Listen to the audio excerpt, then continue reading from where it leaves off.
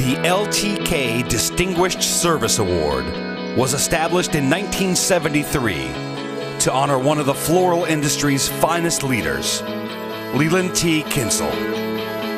Lee was well known for his knowledge of the floral industry and for the energy and enthusiasm displayed towards his lifelong career. A tireless advocate for the floral industry, Lee supported WUFSA in many capacities, including 3 terms as president. During his tenure, Lee did a great deal to advance the association as well as the entire wholesale floral industry. It is in that spirit that we celebrate today. These 4 words are the cornerstones of the LTK Distinguished Service Award.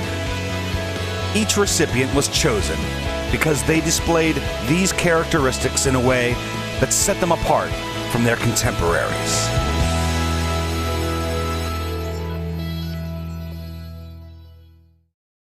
You produced idea after idea and set up meetings with friends and foes alike to ensure the success of the new Floral Distribution Conference. You are not going to let our organization fail. You did it for the welfare of the wholesale florist, and you did it with a dedication and ability that few could duplicate. You've always exemplified the integrity and character associated with the LTK Award. I am very fortunate to have you as a friend. Jim Wanko was born the youngest of 3 children and grew up in Chicago Heights, 30 miles from the Chicago Loop. The area where Jim grew up was called the Hungry Hill. Eastern Europeans came to work in factories and railroads in the area. The neighborhood was held together by churches and bars. Almost every cousin, uncle, aunt, grandmother, and grandfather were within walking distance. Everybody knew everybody. Through most of high school, Jim was a drummer in several bands, a drum instructor, and worked as a busboy. But he mostly worked for his father and mother in their neighborhood grocery store. The grocery store would make Polish sausage on weekends, and Jim's father added buckets of water to the mix and laughingly said, "This is for your college tuition." Jim ended up at Indiana University in Bloomington. He majored in journalism and worked on the daily newspaper called the Indiana Daily Student. It had a circulation well over 10,000 and nearly 100 employees. Jim worked his way up to editor-in-chief in 1970. As editor-in-chief, Jim was offered interviews with the top 4 newspapers.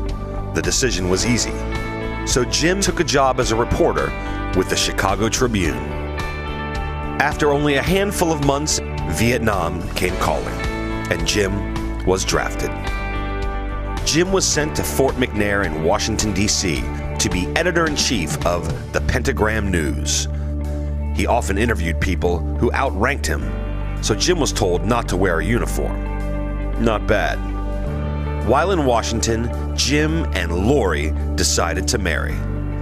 Lori was a school teacher outside of Chicago, and Jim was in Washington, D.C., so there was not a lot of dating.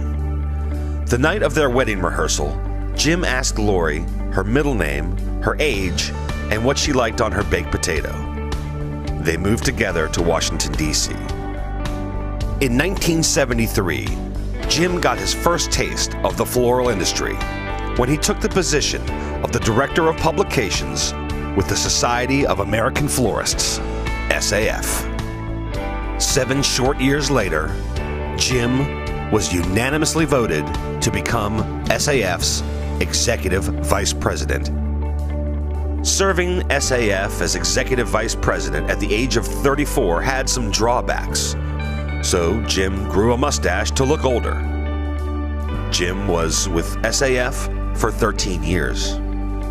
Jim's wife Lori played a key role in Jim's ability to take on the responsibilities at SAF.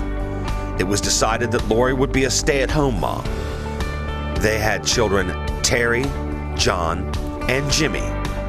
They lived in Annapolis and made a life which included sailing on many weekends.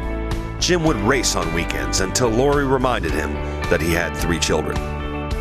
Under Jim's watch, SAF hired its first lobbyist and held the first annual Congressional Action Days. During his time at SAF, Jim worked with White House florist Dottie Temple to make the First Ladies Rosalind Carter and Nancy Reagan honorary members of the American Academy of Florists.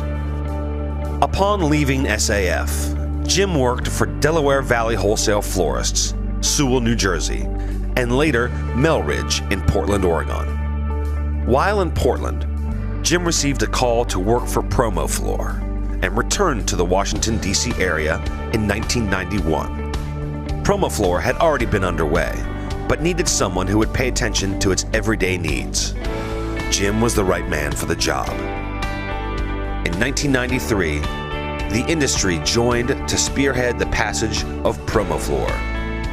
In 1994, PromoFlor was signed into law, and the industry was one step closer to a $10 million advertising campaign to promote flowers between holidays. PromoFlor got off the ground running with a series of new television commercials that featured a bee named Buzz that encouraged consumers to think flowers. 12 million households who never before bought flowers in the marketplace bought flowers during PromoFlor. Out of the clear blue, Jim received a call from Jim Hill, WFSA's past president. The purpose of the call was to determine if Jim would be interested in the job of running WFSA. Jim was no stranger to WFSA. WFSA was just coming off a partnership on the trade show, and this was the first year that WFSA had no trade show. WFSA had its convention just 3 weeks after Jim came on board. The board of directors asked Jim what he thought needed to be done. It was clear.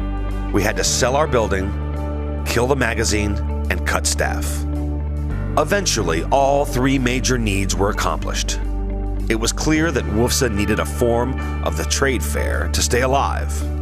The industry responded big time, and over 500 members and over 100 exhibitors attended the first conference. Registration had to be cut off because the space would not fit everyone. In 2008, WFSA recognized the steady decline in the number of retail florists and more competition from wholesalers. Jim created the President's Club as part of its wholesale marketing campaign.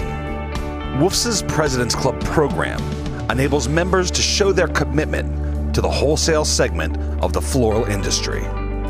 Contributions are used to promote the value of the wholesale florist to the traditional and non-traditional segments of the floral industry. The President's Club continues to this day. For the 11 years Jim was with WFSA, the budget fluctuated from black to red to black. With the first successful year of the conference, Jim turned 65 years old and retired at the end of the year. WFSA has moved to newer facilities at the Doral, and over 700 people have attended. Thankfully, the board was always open to new ideas. WFSA never sat on its laurels, and WFSA never was a gatekeeper. The industry today has to keep changing. It has to keep morphing into something new, something different. Today, WFSA and the floral industry are in good hands. Ladies and gentlemen, Mr. Jim Wanko.